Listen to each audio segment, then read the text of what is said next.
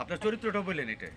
একটা অপ্রিয় কথা বলি যে আসলে এখন যে নাটক হচ্ছে শুধু বিনোদনের কথা, অল্প অল্প সংখ্যক মানুষের কথা চিন্তা করেই কিন্তু আমার মনে হয় নাটকগুলো তৈরি হয়। কিন্তু নাটক তো একটা প্রতিবাদের ভাষাও সেখানে থাকে।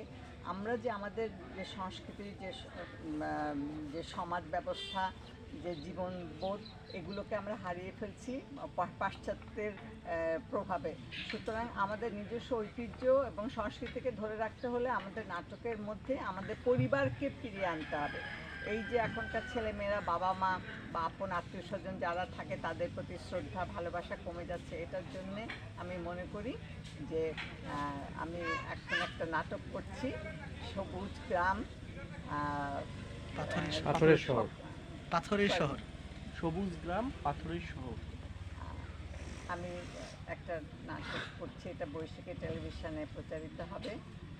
সবুজ গ্রাম আর পাথরের শহর।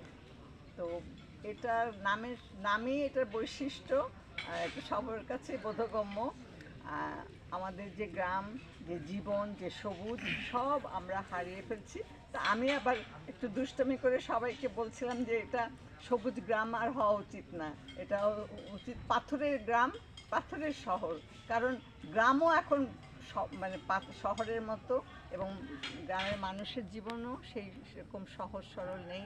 তারাও কঠিন হয়ে গেছে, তারাও রূঢ় হয়ে গেছে জীবনের বাস্তবতায়, এবং তাদেরকেও আগের সঙ্গে তুলনা করলে হবে না। কঠিন জীবন, তবে এই কঠিন জীবনের মধ্যেও যে জীবনকে আমরা পাই, একটু হাসি ঠাট্টা, প্রেম, ভালোবাসা, মায়া, মমতা, এবং বড়দের যে অভিজ্ঞতার আলোকে তারা যে কথাগুলো বলেন, সেই কথাগুলোরও কিছু কিছু ছোঁয়া আমরা এই নাটকে পাই।